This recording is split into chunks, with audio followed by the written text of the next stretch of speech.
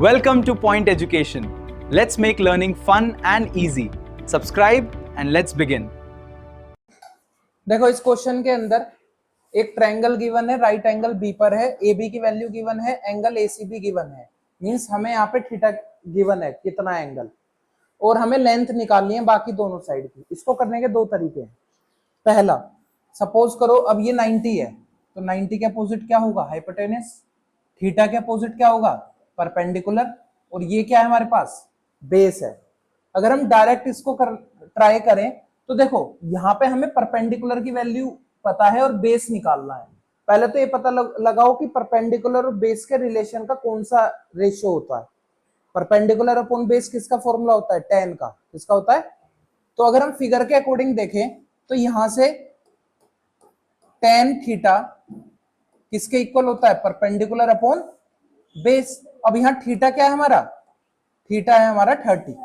Theta क्या है हमारा यहाँ पे? 30। और परपेंडिकुलर क्या है हमारा? A B. और बेस क्या है हमारा? B C. अब tan 30 की वैल्यू पुट करेंगे। tan 30 की वैल्यू क्या होती है? 1/√3। क्या होती है? ये सब लर्न कर लेंगे टेबल से, या फिर वो टेबल जैसे सिखाई थी बनाने के लिए वैसे टेबल बना लो और उससे वैल्यू लिख लो। तो tan 30 की वैल्यू 1/√3, ए बी की वैल्यू क्या गिवन है? 5, और हमें बी सी निकालना है। तो बी सी इधर जाएगा, √3 इधर जाएगा, तो यहां से बी सी की वैल्यू कितनी आ गई? 5√3 सेंटीमीटर। यहां तक क्लियर है? अब दूसरा तरीका, या तो मुझे पता चल गया कि ये वैल्यू 5√3 है, तो या तो मैं इसमें लगा दूं क्या? Pythagoras.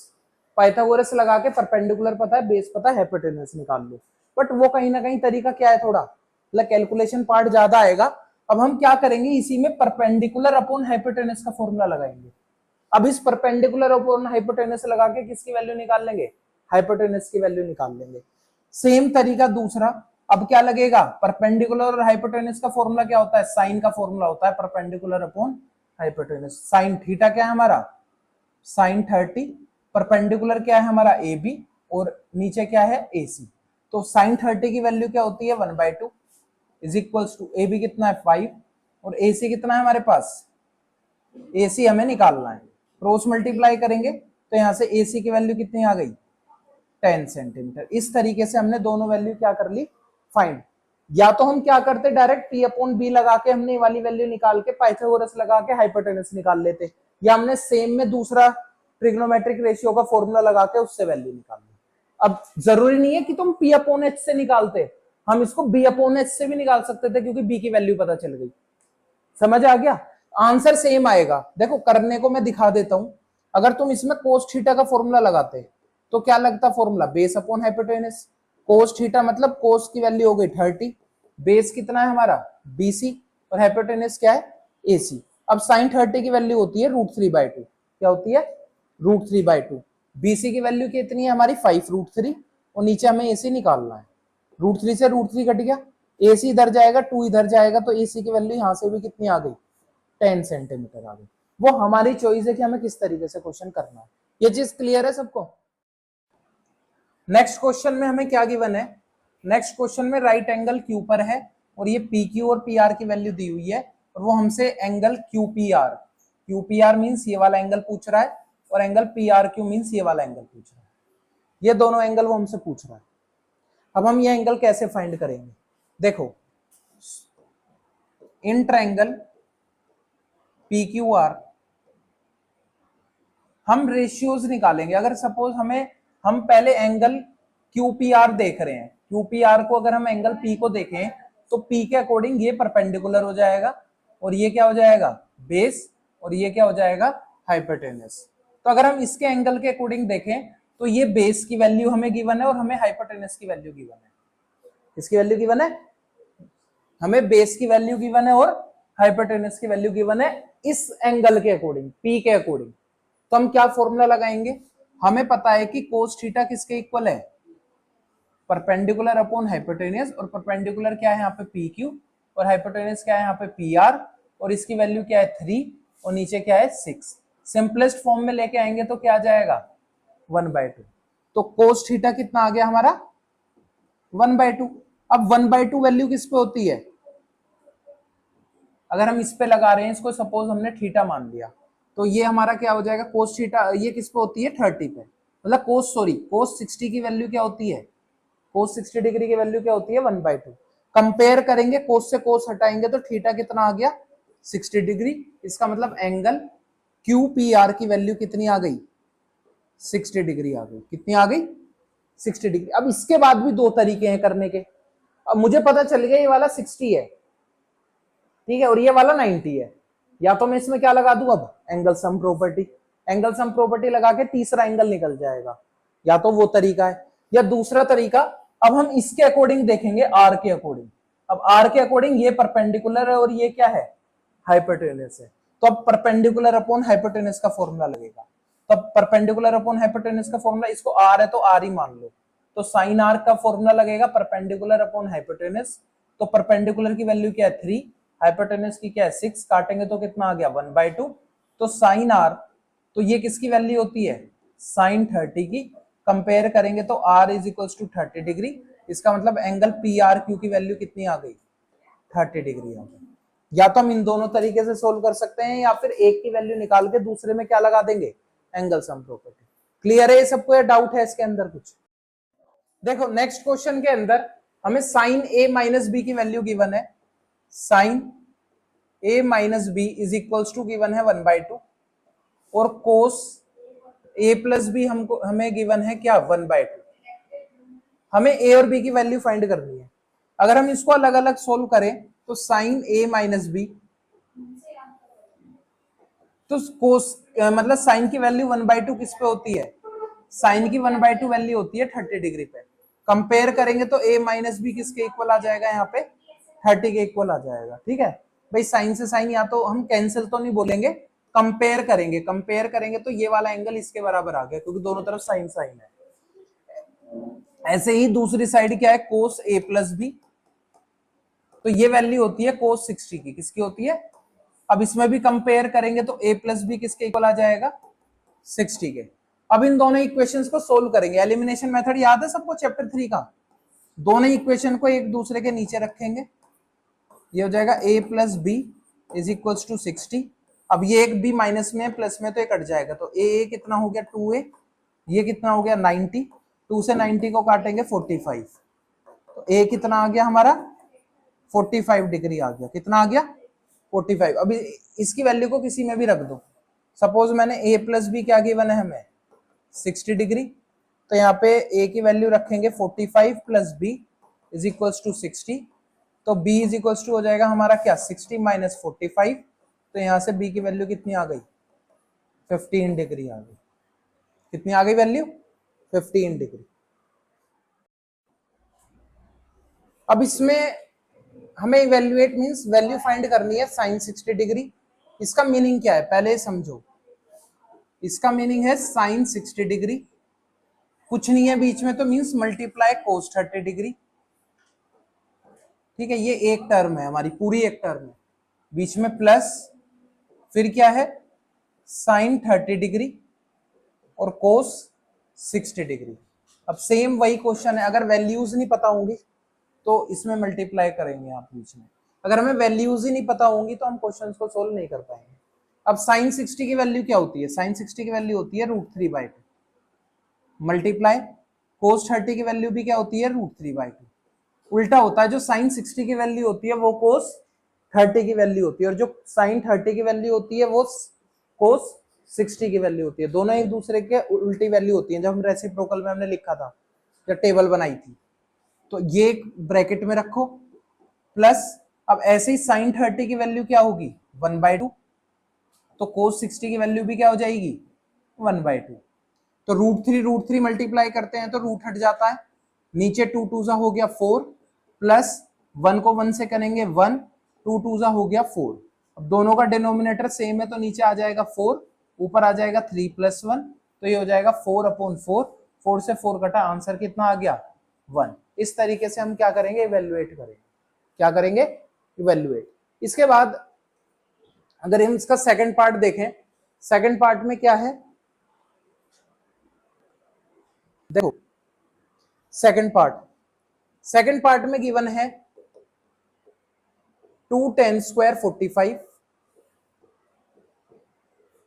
Plus cos square 30 minus sine square 60।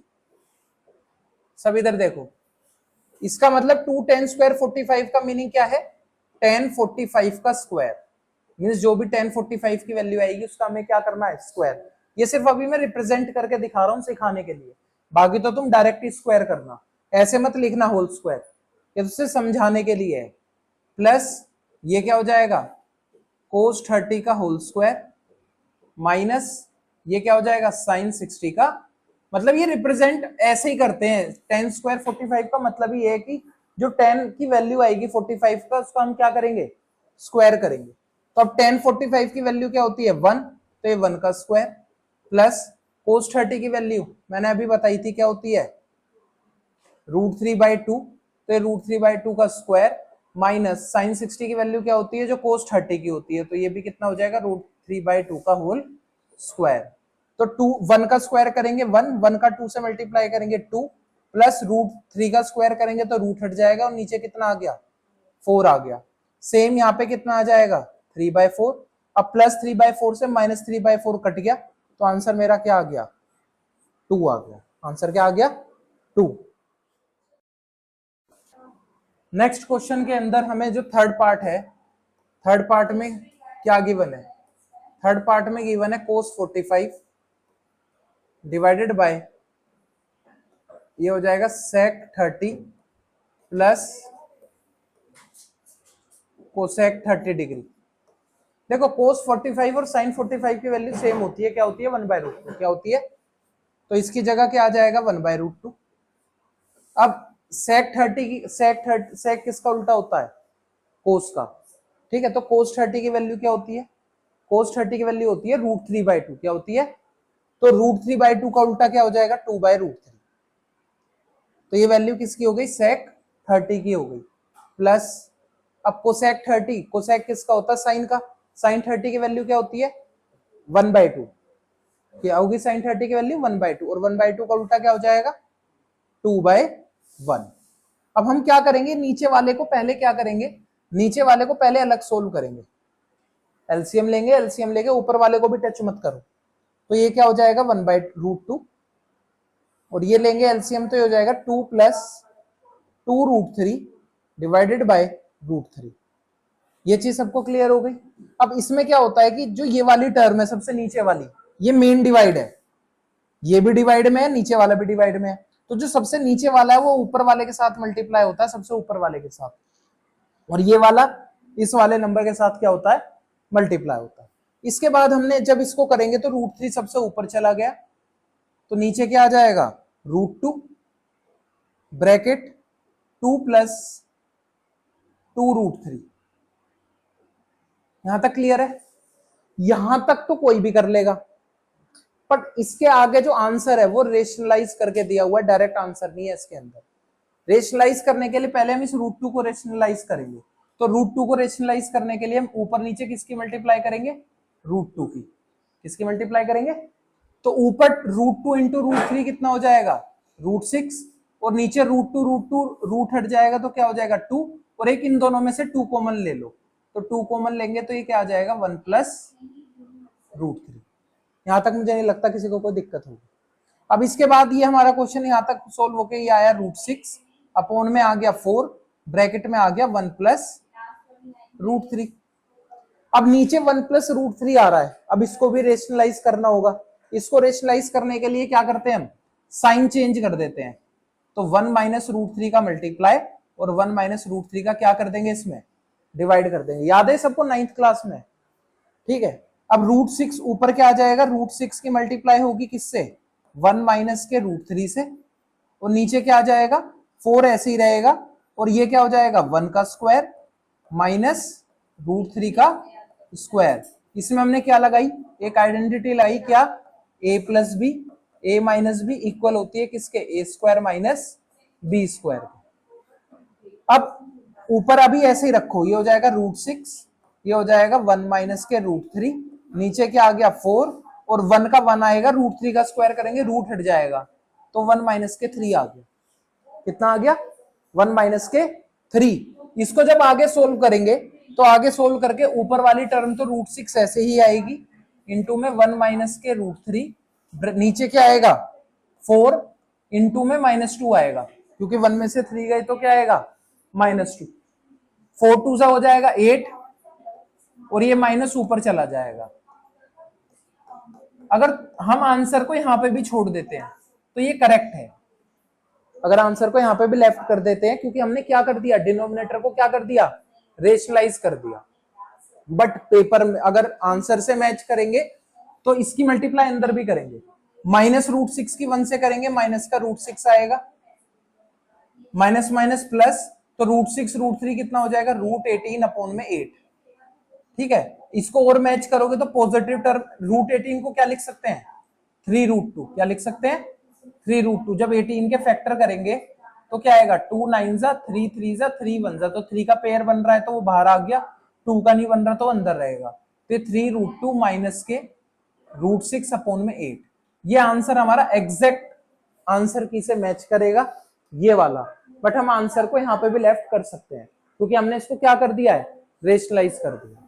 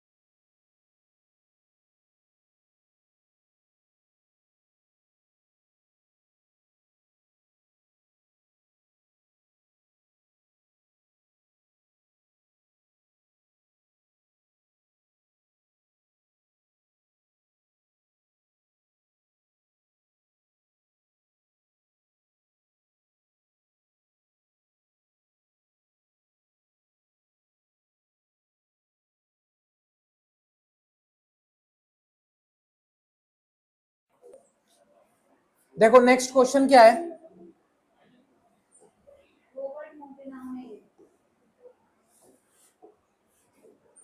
Next question में क्या गिवन है, साइन 30 प्लस टेन 45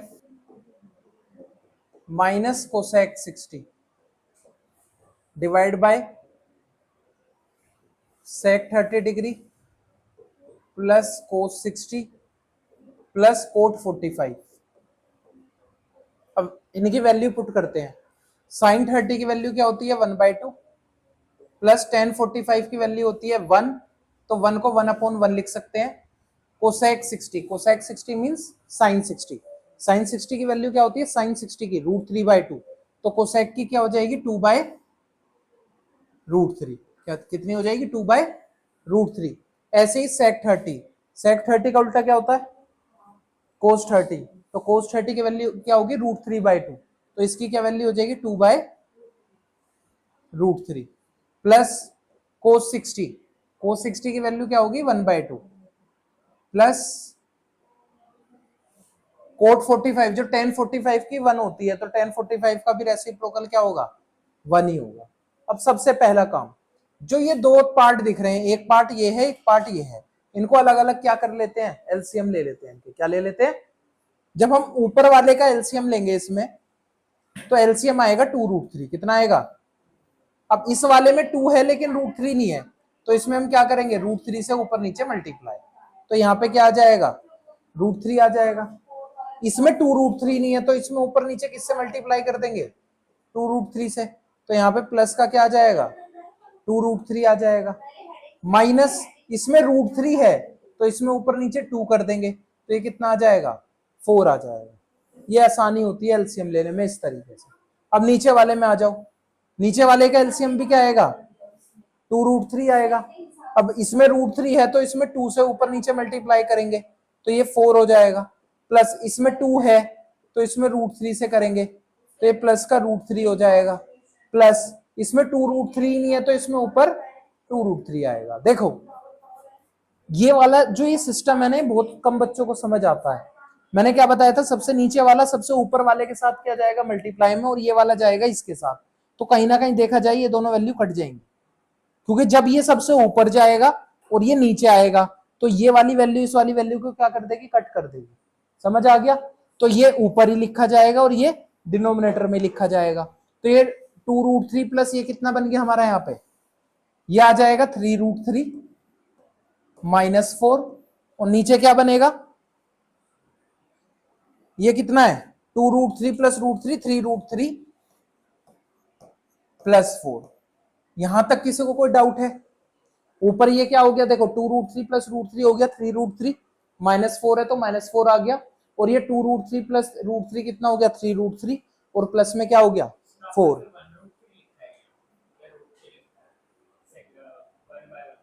हाँ 2√3 है ना ये भाई, नीचे क्योंकि एलसीएम 2√3 का है, तो 2√3 तो लिखेंगे यहाँ पे। वो थोड़ा सा वैसे मैंने वो सिर्फ ये वाला पार्ट जो मैंने लिखा है रफ में लिखा है ताकि तुम समझ सको, बाकी दिखाना नहीं होता, डायरेक्ट ही करना है।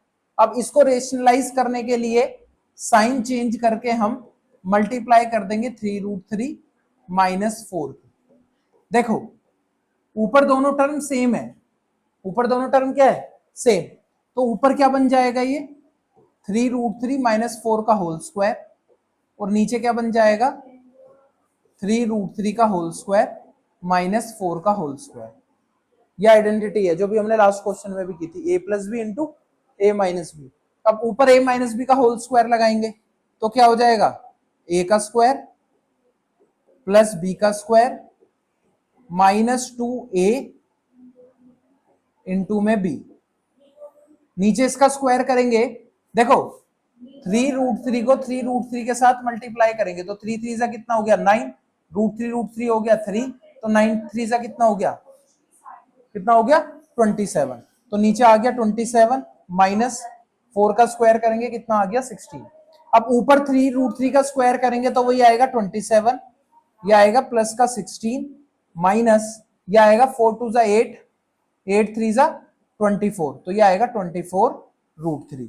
डिवाइड करेंगे 27 में से 16 गए कितना बचेगा 11, और ऊपर 17 प्लस 16 करेंगे तो कितना आएगा, 27 में 16 प्लस कर दो 13, 2 3 4 43, तो आंसर आ गया 43 माइनस के 24√3/11।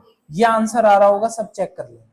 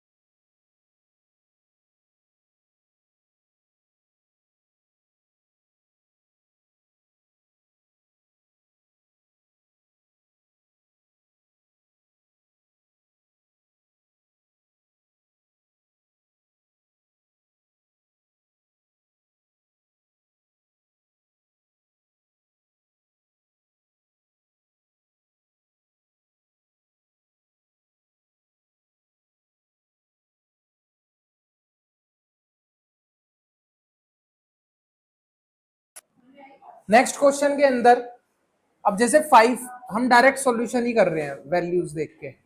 5 स्क्वायर करना है किसका, cos 60 की वैल्यू का स्क्वायर। cos 60 की वैल्यू क्या होती है 1/2, क्या होती है 1/2, तो ये हो जाएगा 1/2 का स्क्वायर प्लस 4 sec स्क्वायर, मतलब ये sec का क्या होगा cos होगा उल्टा, ठीक है ना।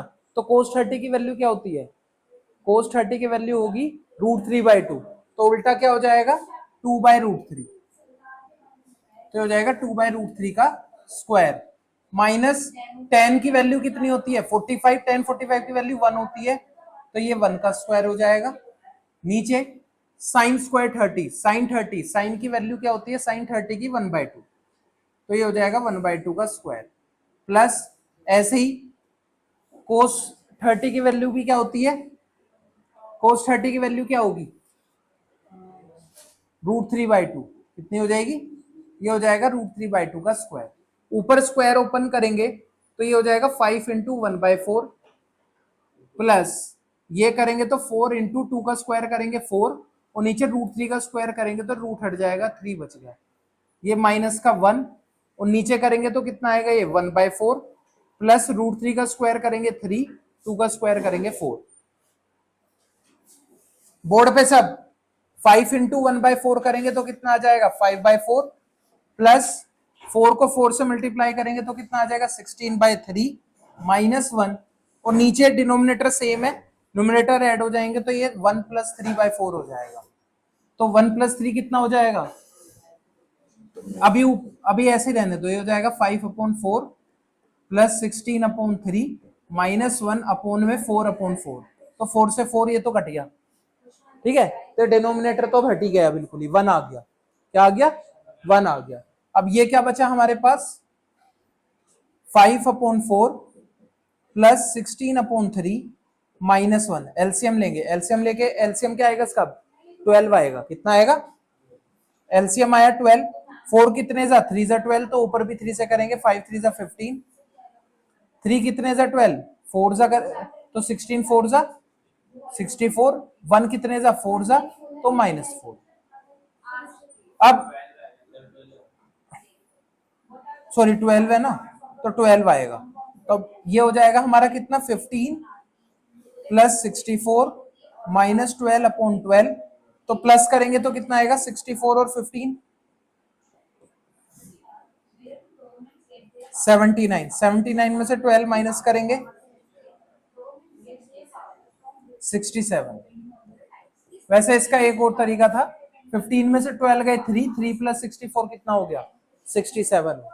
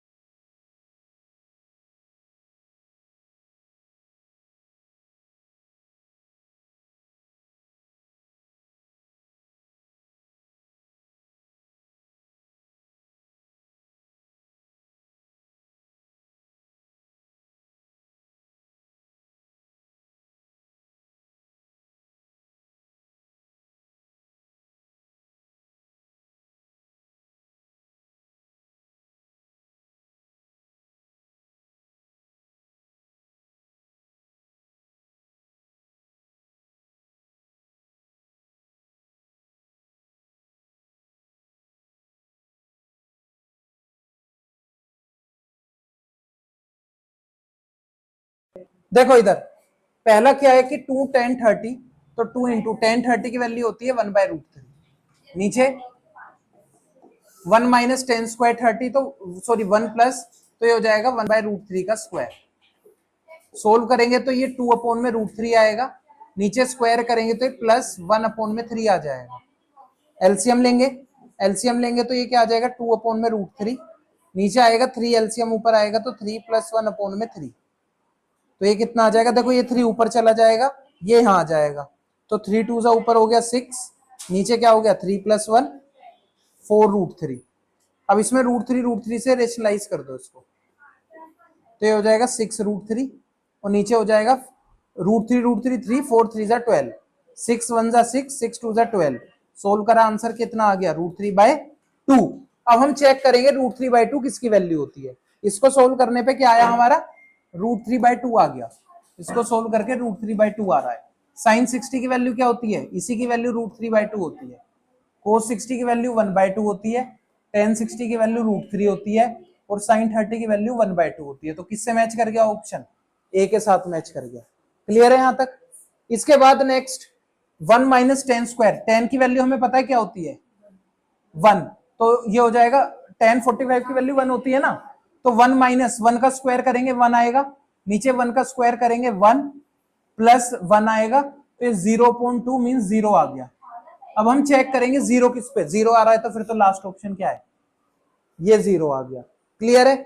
इसके बाद क्या है sin 2a, ये कह रहा है sin 2a कब 2 sin a के बराबर होगा।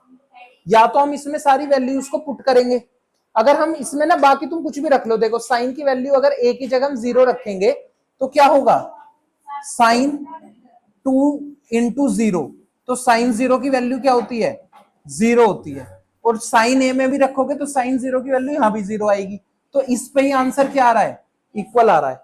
बाकी तुम 30 की वैल्यू पुट करके देखोगे तो आंसर अलग आएगा, 45 पे पुट करोगे अलग आएगा, और 60 पे पुट करोगे तो आंसर अलग आएगा। 0 पे ये कंडीशन इक्वल होगी, तो इसमें तुम सारे ऑप्शन चेक कर सकते हो पुट करके।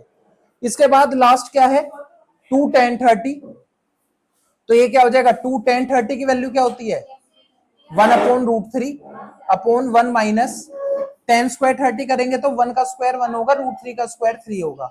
एलसीएम ले लेंगे यहाँ पे, तो ये हो जाएगा 2/√3, ये 3 एलसीएम आएगा तो 3 माइनस 1 अपॉन में 3, तो ये 3 ऊपर चला जाएगा, ये नीचे आ जाएगा, तो ऊपर जाके 3 2 जा 6 हो गया, नीचे 3 माइनस 1 कितना हो गया 2√3। फिर रेशनलाइज करेंगे इसको, तो ऊपर आ जाएगा 6√3, नीचे क्या आ गया √3 3 हो गया, 3 2 जा क्या हो गया 6, 6 से 6 कट गया, आंसर क्या बचा √3 बचा। क्या बचा √3। अब चेक करेंगे, अब cos 60 की वैल्यू कितनी होती है 1/2, sin 60 की वैल्यू कितनी होती है, हाँ तो वही तो मैं तो चेक करवा रहा हूं ना, वैसे तो tan 60 की वैल्यू √3 होती है, sin 30 की वैल्यू क्या होगी 1/2, और sin 60 की वैल्यू कितनी होगी √3/2। तो हमारा ऑप्शन कौन किससे मैच कर रहा है, सी के साथ मैच कर रहा है। इसी के साथ done.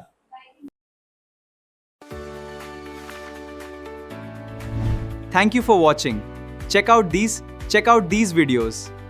Don't forget to subscribe